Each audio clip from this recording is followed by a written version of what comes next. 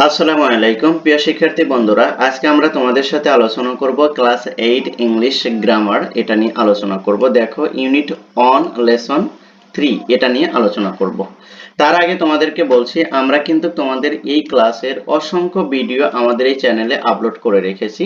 তোমরা যদি পূর্বের সেই ভিডিওগুলো যদি না দেখে আসো, তাহলে আমরা বলবো এই চ্যানেলের প্লেলিস্ট চেক করো।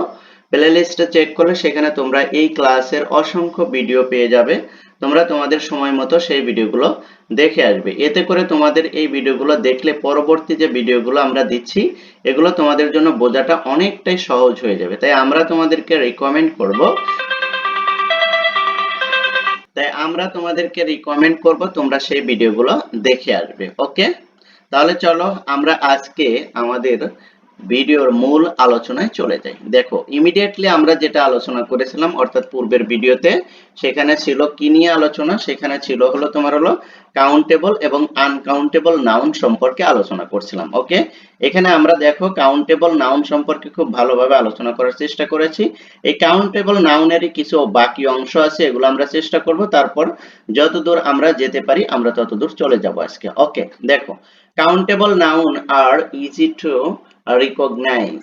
দেখো, কাউন্টেবল নাউন কি করে? খুব সহজে রিকগনাইজ করে। They are thing that we can count, যেটা আমরা কি করতে পারি? গণনা করতে পারি।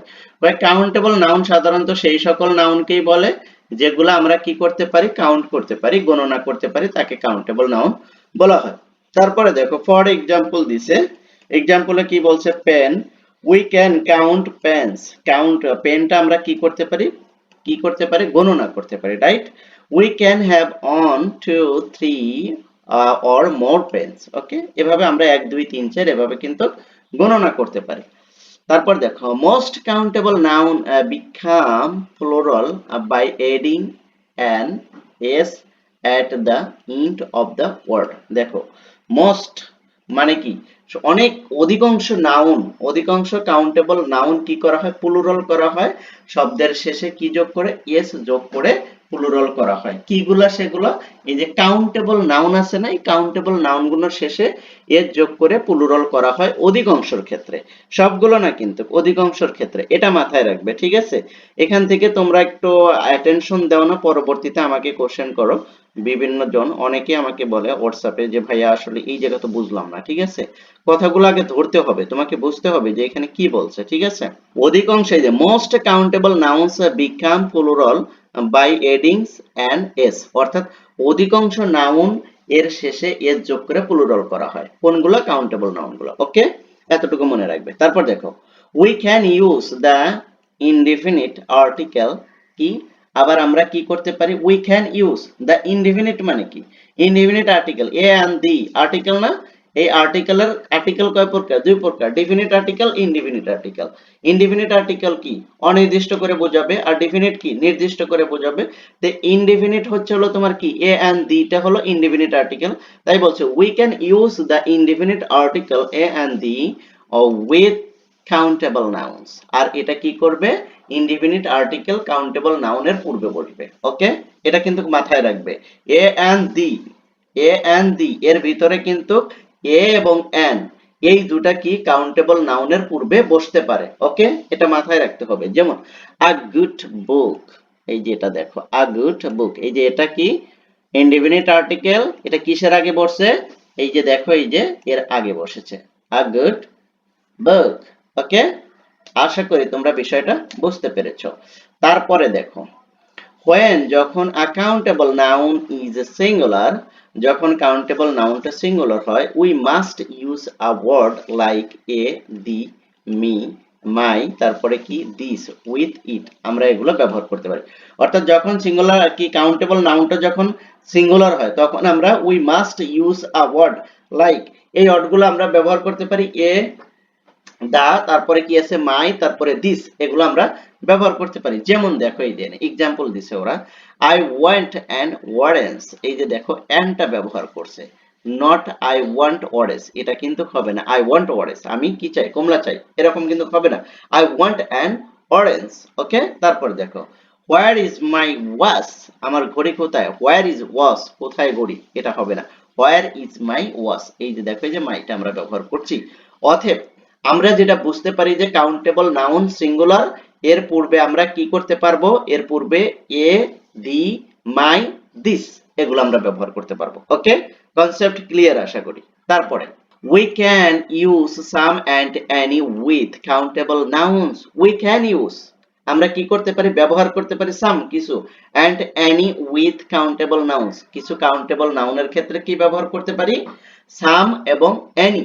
ওকে, আমরা কাউন্টেবল নাউনের ক্ষেত্রে some এবং any ব্যবহার করতে পারি। ফর এক্সাম্পল, এই যে এখানে দিছে I've got some coins, আমি কি করেছি, coins, আমি কিছু কি পেয়েছি, কিছু কয়েন পেয়েছি বা নোট পেয়েছি, পয়সা পেয়েছি, এরকম অর্থ আসে। তারপর দেখো have you got any pens, তোমার কাছে কি কোনো কলম হবে।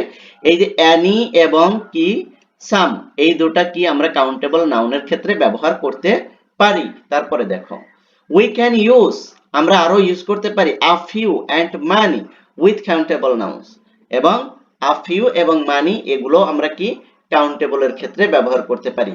I've got a few coins, কি আমি যত সামান্য কিছু কয়েন পেয়েছি, নাকি আমি কিছু কয়েন পেয়েছি। I haven't got many pens, আমার কি, আমার অনেক কি নেই, কলম নেই। ওকে, তার মানে কি, আমার আই হ্যাভ কি I've got a few coins, আমার সামান্যই কয়েন আছে, তাই না। I haven't got many pens, আমার অনেক কলম নেই। তার মানে কি আ ফিউটা কি অর্থ দেয়, আ ফিউটা কিন্তু যত সামান্যই, ঠিক আছে, এটা মাথায় রাখবে। ওকে, তারপরে দেখো নাও, এবার দেখো now, in the above example you must have noticed the way plural nouns are formed। দেখো you have, now it is above example, উপরের যে এক্সাম্পল গুলো দেখছো, ইউ মাস্ট হ্যাভ নোটিসড, এটা কি নোটিস করছে, the way plural nouns are formed, আর এরা কি প্লুরাল নাউন ফরম্যাটে আছে, তাই না, প্লুরাল নাউন হয়ে গেছে। Discuss with a partner the following questions, তুমি এবার কি করবে, এই তিনটা কোশ্চেন তুমি তোমার পার্টনারের সাথে আলোচনা করবে যে এগুলো কি হয়েছে, ঠিক আছে। এটা তোমাদের জন্য HW থাকবে, এটা তোমরা করবে, যদি না পারো তাহলে আমাকে বলবে। ওকে, হাউ ডু উই কি convert singular noun into plural, আমরা কিভাবে সিঙ্গুলার নাউন থেকে প্লুরাল নাউনে কনভার্ট করব। তারপরে do you follow the same rules for making plurals with all nouns, কিভাবে আমরা প্লুরাল করতে পারি, কি ফলো করে, কি কি রুলস ফলো করে। তারপরে বলছে হোয়াট ডু